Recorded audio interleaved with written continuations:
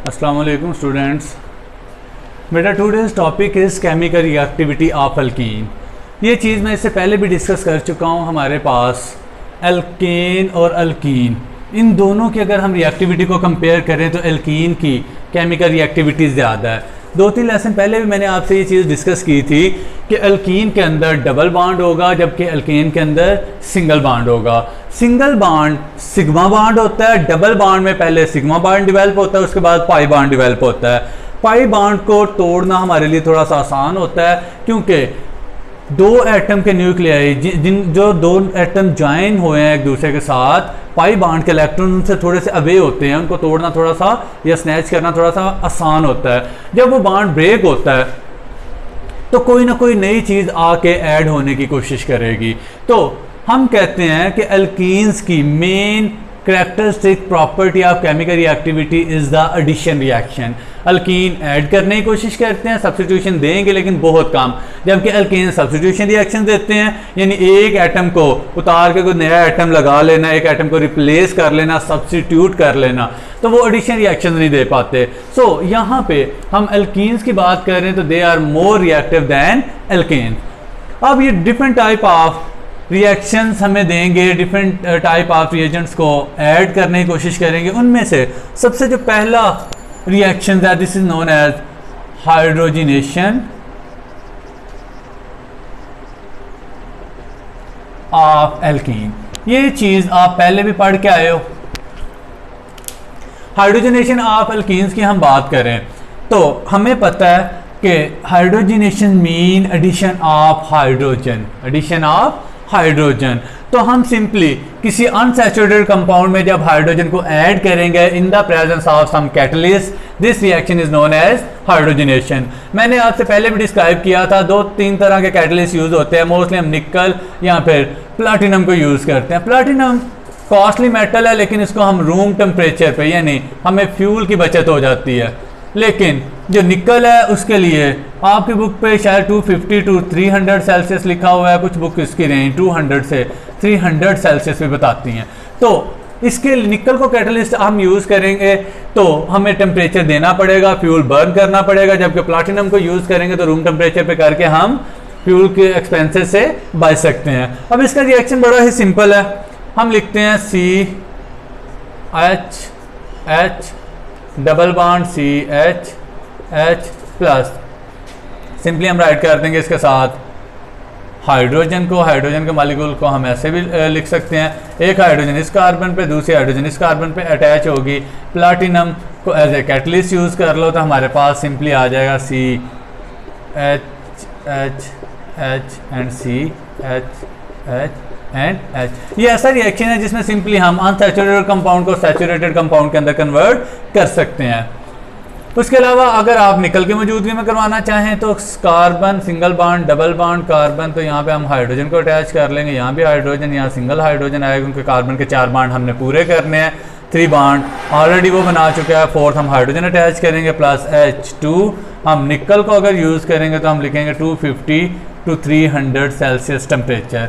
यहाँ पे first carbon, second carbon, third carbon, इनके ऊपर हम हाइड्रोजन अटैच कर देंगे तो हमारे पास एक सैचुरेटेड कंपाउंड प्रोपेन आ जाएगा। अब फर्स्ट के बाद अगर हम दूसरे की बात करें तो this is simply known as halogenation of alkene, halogenation of alkene.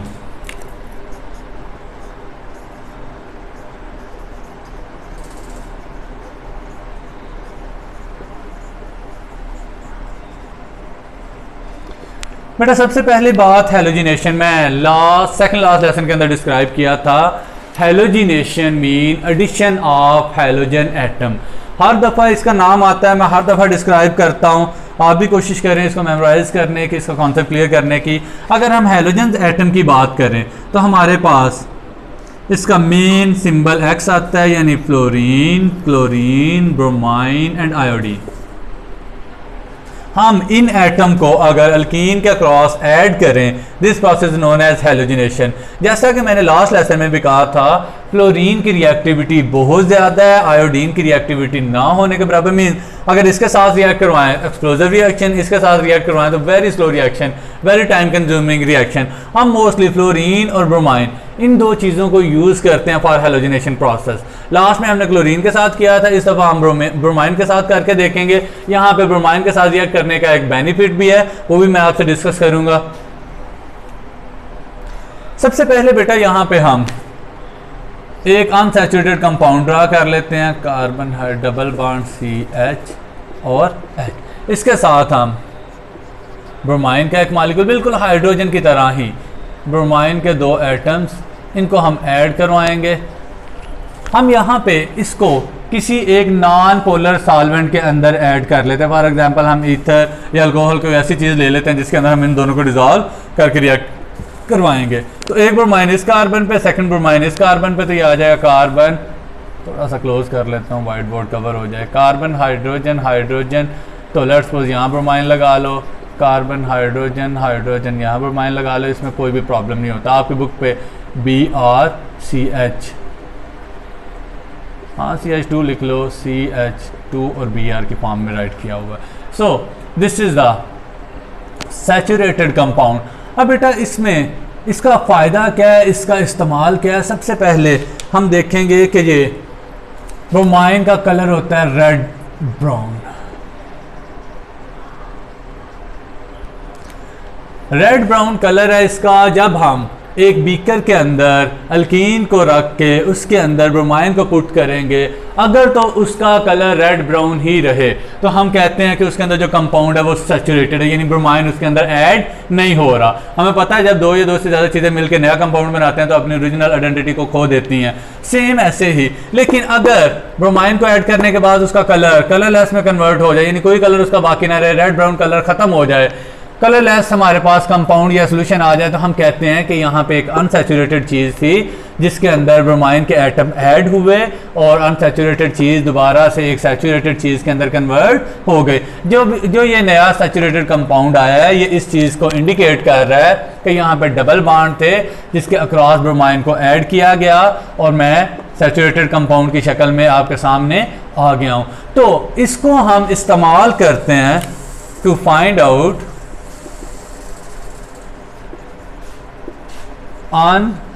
Unsaturation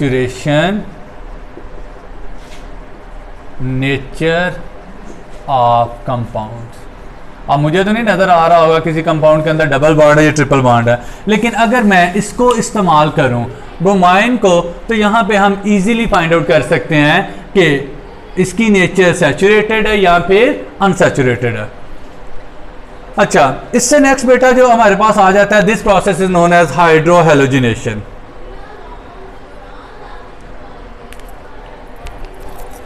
third one is the हाइड्रोहैलोजिनेशन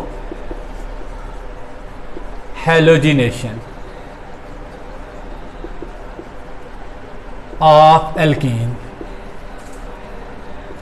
बेटा लास्ट लेसन में मैंने आपको बताया, सेकंड लास्ट लेसन में डीहाइड्रोहैलोजिनेशन, मैंने कहा था कि यहाँ पे इस चैप्टर में जहाँ पे भी आप डी का वर्ड यूज़ करो, वैसे तो हम डी को अपोजिट मीनिंग में लेते हैं, तो यहाँ पे भी हम इसको अपोजिट, लेकिन यहाँ पे हम मोस्टली इसके लिए मीनिंग यूज़ करेंगे रिमूवल। अगर हम हाइड्रोहैलोजिनेशन कहते हैं, hydro mean hydrogen atom and halogenation mean addition of halogen atom. Halogen का मेन सिंबल एक्स है, इसको ये हैलोजन को रिप्रेजेंट करता है, यानी fluorine, chlorine, bromine and iodine atom.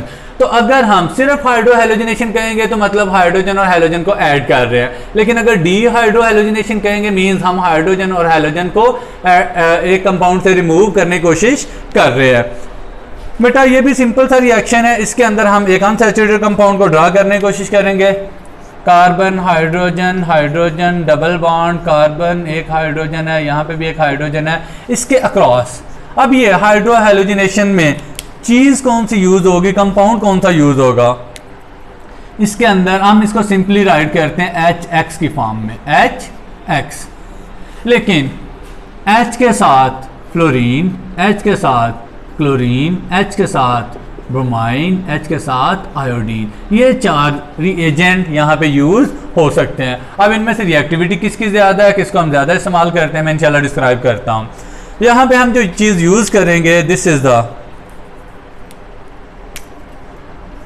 HBr, sorry HBr को अगर हम इस्तेमाल करें तो इन दोनों में से हाइड्रोजन एक कार्बन पे, ब्रोमाइन एक कार्बन पे। यहाँ तो बेटा इसकी डिटेल नहीं है, जब हम हायर क्लासेस में जाएंगे तो हाइड्रोजन हैलाइड को ऐड करते हुए एक रूल आता है, मार्कोनिकोव्स रूल। उस रूल के अकॉर्डिंग हम इनको ऐड करते हैं, लेकिन यहाँ पे तो सिंपल सी चीज़ है, यहाँ पे तो सिंपल सा कंपाउंड है, 2 कार्बन वाला, तो हम सिंपली एक हाइड्रोजन को इस कार्बन पे, Br को यहाँ पे ऐड कर देंगे। इसके रिजल्ट में हमारे पास एक नया कंपाउंड आएगा, दिस इज़ द, चलिए मैं इसको यहाँ पे राइट कर देता हूँ, इसको थोड़ा स्मॉलर कर लें एरो को, तो यहाँ पे मैं इसको राइट करूँगा क्योंकि नीचे मैंने एक और चीज़ एक्सप्लेन करनी है, H यहाँ पे हम CH Br और H, ये मेरे पास जो नया कंपाउंड आया है इसको मैं इस फॉर्म में भी राइट कर सकता हूँ, CH3CH2Br, इसको हम बोलते हैं इथाइल ब्रोमाइड, इथाइल ब्रोमाइड। बेटा जो चीज़ मैंने डिस्कस करनी है आपसे उसको आप ध्यान से याद भी रखिएगा, बोर्ड के पॉइंट ऑफ व्यू के लिहाज से भी इम्पोर्टेंट है, कंसेप्चुअल भी है, वैसे भी इम्पोर्टेंट है ऑर्गेनिक केमिस्ट्री के लिहाज से। बेटा मैंने रिएक्टिव चीज़ें लिखी HX के तौर पे HF, HCl, HBr और HI यूज़ होंगी। अगर हम इनको राइट करें इनकी रिएक्टिविटी के लिहाज से, तो सबसे पहले मैं राइट करूँगा HI, फिर HBr, फिर HCl, और HF को हम राइट ही नहीं करते। इसके पीछे रीज़न भी बताता हूँ बेटा। अगर हम सिंपली इसको कंपेयर करने के लिए लिखने लगा हूँ, अगर हम सिंपली लिखें तो हम फ्लोरीन की रिएक्टिविटी को सबसे ज़्यादा, क्लोरीन को उससे कम, ब्रोमाइन को उससे कम और आयोडीन की रिएक्टिविटी सबसे कम। लेकिन जब हाइड्रोजन इसके साथ अटैच होगा तो ये प्रोसेस उलट हो जाएगा, हाइड्रोजन आयोडाइड की रिएक्टिविटी सबसे ज़्यादा, हाइड्रोजन ब्रोमाइड की उससे कम और हाइड्रोजन क्लोराइड की उससे कम, और हाइड्रोजन फ्लोराइड की रिएक्टिविटी ना होने के बराबर। ये ऐसा होता क्यों है?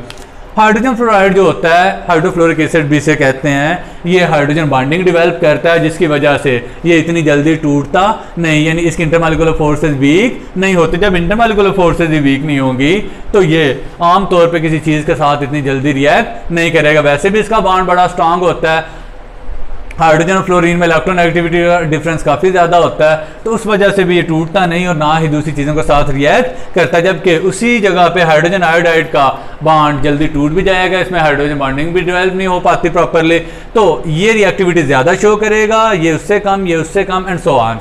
बेटा ये वाला लास्ट वाली लाइन जो आपने अच्छी तरह याद करनी है, और यहाँ पे भी ये वाला पॉइंट बड़ा इंपॉर्टेंट है कि हम हेलोजिनेशन जो है वो अनसैचुरेशन नेचर ऑफ कंपाउंड को फाइंड आउट करने के लिए यूज़ करते हैं।